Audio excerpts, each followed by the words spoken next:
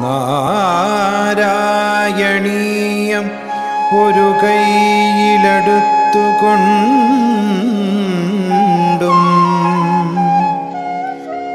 മറുകൈയിലുള്ള നറുവെണ്ണ നുകർന്നുകൊണ്ടും തന്നാശ്രിതർക്ക് തുണയായി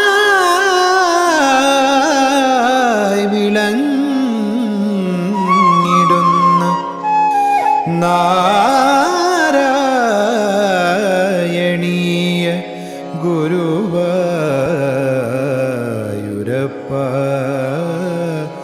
നമോ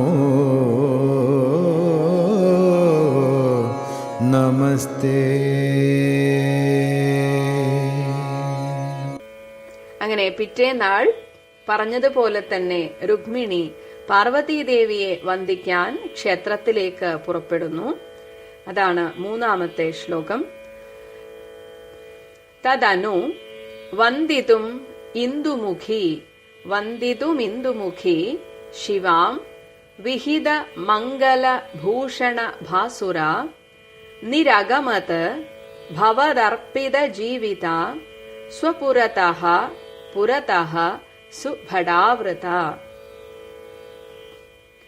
തദനു അതിനുശേഷം, അതായത് പിറ്റേന്ന് പുലർന്നതിന് ശേഷം, ഭവദർപ്പിത ജീവിത ഭഗവാനെ അങ്ങേക്ക് സ്വയം സമർപ്പിച്ച ജീവിതത്തോടു കൂടിയ, തന്റെ ജീവനെ തന്നെ മുഴുവനായും ഭഗവാന് സമർപ്പിച്ച ആ ഇന്ദുമുഖി, ഇന്ദു ചന്ദ്രൻ, ചന്ദ്രനെ പോലെ തിളങ്ങുന്ന മുഖത്തോടുകൂടിയ ആ രുക്മിണി വിഹിത മംഗല ഭൂഷണം, ആ ഒരു വിവാഹത്തിനു വേണ്ടി എന്ന പോലെ തന്നെ ഒരുങ്ങി അങ്ങനെ മംഗള അലങ്കാരങ്ങളും ഒക്കെ അണിഞ്ഞിട്ട് ഭാസുര ഏറ്റവും ശോഭയോടുകൂടിയിട്ട് പുരതഃ തന്റെ മുമ്പിൽ, ആ രുക്മിയുടെ മുമ്പിൽ സുഭട ആവൃത, ആ ഏതാനും ഭടന്മാരാൽ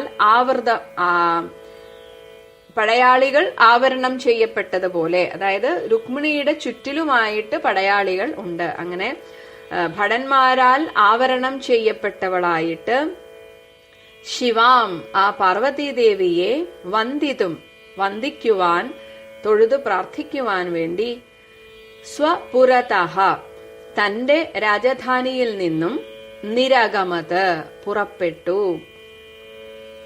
അങ്ങനെ ഭഗവാൻ വന്നു എന്നറിഞ്ഞപ്പോൾ തന്നെ പിന്നെ രുക്മിണിക്ക് ഇനി ഒന്നും ചിന്തിക്കാനില്ല, താൻ ഭഗവാന്റേതായി കഴിഞ്ഞു എന്ന് ഉറപ്പിച്ചു. അതുകൊണ്ട് തന്നെ വളരെ പ്രസന്നയായിട്ട് പിറ്റേന്ന് രാവിലെ എല്ലാ ആടയാഭരണങ്ങളും അണിഞ്ഞ് അത്യധികം സുന്ദരിയായിട്ട് തിളങ്ങുന്ന ഒരു പ്രകാശത്തോടുകൂടി എല്ലാവരെയും ആകർഷിക്കുന്ന സൗന്ദര്യത്തോടുകൂടിയ ആ രുക്മിണി ദേവി അങ്ങനെ ശ്രീ പാർവതിയെ വന്ദിക്കുവാൻ ക്ഷേത്രത്തിലേക്ക് പുറപ്പെട്ടു. ആ രുക്മിണി ദേവിക്ക് ആവരണം തീർത്തു എന്നതുപോലെ, ആവരണം തീർത്തെന്ന പോലെ കുറച്ച് ഭടന്മാരും ചുറ്റും ഉണ്ടായിരുന്നു. കാരണം എല്ലാവർക്കും, അതായത് രുക്മിക്കും ശിശുപാലനും ഒക്കെ ചില സംശയങ്ങൾ ഉണ്ട്. ഭഗവാൻ ഇവിടെ എത്തിച്ചേർന്നത് നല്ല ഉദ്ദേശത്തോടു കൂടി തന്നെയാണോ എന്ന ഒരു സംശയം അവർക്കില്ലാതില്ല. അതുകൊണ്ട് തന്നെ എല്ലാ പഴുതടച്ച സുരക്ഷയോടുകൂടിയാണ് ഈ രുക്മിണിയെ അമ്പലത്തിലേക്ക് അയക്കുന്നത്. അങ്ങനെ അവൾ, ആ രുക്മിണി അമ്പലത്തിലേക്ക് പുറപ്പെട്ടു. ശ്ലോകം 3. തദനു വന്ദിതുമിന്ദുമുഖീ ശിവാം വിഹിതമംഗളഭൂഷണ ഭാസുര നിരഗമദ്ഭവദർപ്പിത ജീവിത സുപുരത സുഭടാവൃത. ഹരിശരണം. എല്ലാ സത്തുക്കൾക്കും പ്രണാമം. ഗുരുക്കന്മാർ, നമ്മുടെ പൂർവികർ, വ്യാസൻ, ഭട്ടപാദർ, കുടുംബദേവത, അമരദേവത, ഗ്രാമദേവത, അതുപോലെ എല്ലാ ഈശ്വരശക്തികളെയും പ്രണമിക്കുന്നു. ഗുരുവായൂരപ്പനെ നമസ്കരിക്കുന്നു. ദശകം 79, ശ്ലോകം 3.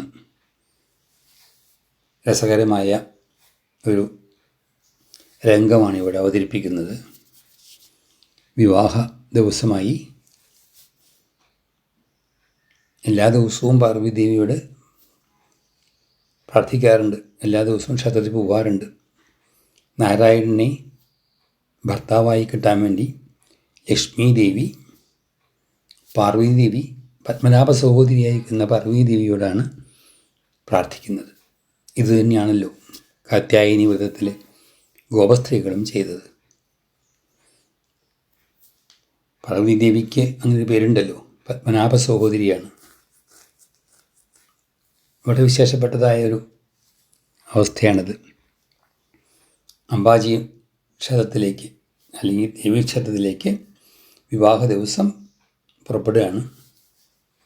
വിവാഹ സന്ദർഭത്തിന് ചേർന്ന എല്ലാ തരത്തിലുള്ളതായ മംഗലഭൂഷണങ്ങളാൽ അലങ്കരിക്കപ്പെട്ട, അതുകൊണ്ട് ശോഭിക്കുന്നവളും സ്വതവേ തന്നെ അതിസുന്ദരിയാണ് രുക്മിണി. കൂട്ടത്തിൽ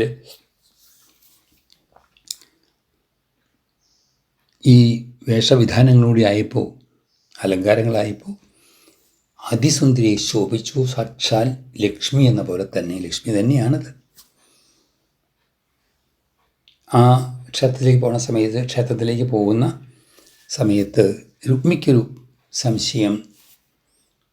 ശ്രീകൃഷ്ണൻ്റെ ആൾക്കാർ വല്ലവരും കൊണ്ടുപോകൂ രുക്മിണി എന്നൊക്കെ വിചാരിച്ചുകൊണ്ട് സൈന്യങ്ങളൊക്കെ ഏർപ്പാടാക്കിയിട്ടുണ്ട്. ആ പോണ വഴിക്കൊക്കെ അത് മുൻപിലുമുണ്ട്, പിൻപിലൊക്കെ ഉണ്ടെന്ന് വെച്ചോളൂ.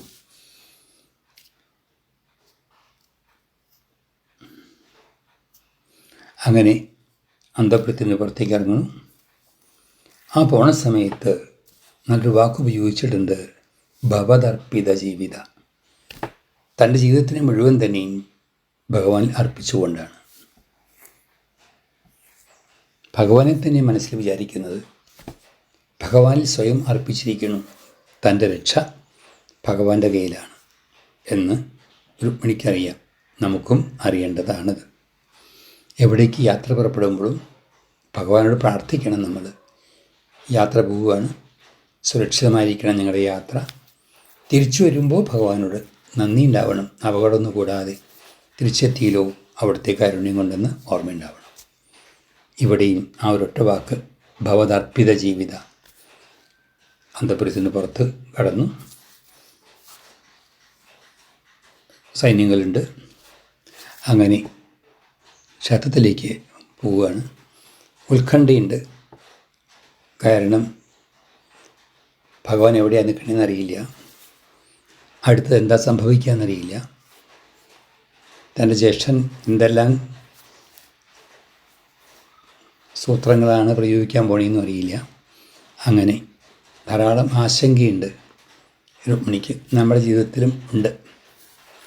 അപ്പോഴൊക്കെ ശ്രീകൃഷ്ണ ശരണം മമ എന്നതായിരിക്കണം നമ്മുടെ മന്ത്രം. അങ്ങനെ വന്നാൽ എല്ലാം മംഗളമാവും. അപ്പോൾ ഇവിടെ ശക്തി സംഭരിക്കുക, ദേവിയെ ഉപാസിച്ചുകൊണ്ട് ധൈര്യം സംഭരിക്കുക. ഇതൊക്കെയാണല്ലോ ദേവി ഉപാസനയുടെ ഫലം. ഭക്തിക്ക് ശക്തിയും കൂടി ചേർന്ന് കഴിഞ്ഞാൽ, ഭക്തിയിൽ ശക്തി ചേർന്ന് കഴിഞ്ഞാൽ ഈശ്വരകൃപ കൊണ്ട് അസാധ്യമായിട്ടൊന്നുമില്ല എന്നതും നമ്മൾ അറിയണം. അങ്ങനെ രുക്മിണിയുടെ യാത്ര അതിസുന്ദരമായിട്ട് ഇവിടെ വർണ്ണിക്കുന്നുണ്ട്. അങ്ങനെ പോകുന്ന രുക്മിണി നമുക്കൊന്ന് മനസ്സിൽ കാണാം. ആ ലക്ഷ്മി ദേവിയുടെ യാത്ര മനസ്സിൽ കാണാം, പ്രാർത്ഥിക്കാം. ഞങ്ങളെയും രക്ഷിക്കണേ അമ്മേ, നിങ്ങളെയും രക്ഷിക്കണേ ശ്രീകൃഷ്ണ ഭഗവാനെ എന്ന് പ്രാർത്ഥിക്കാം. ഹരിശരണം.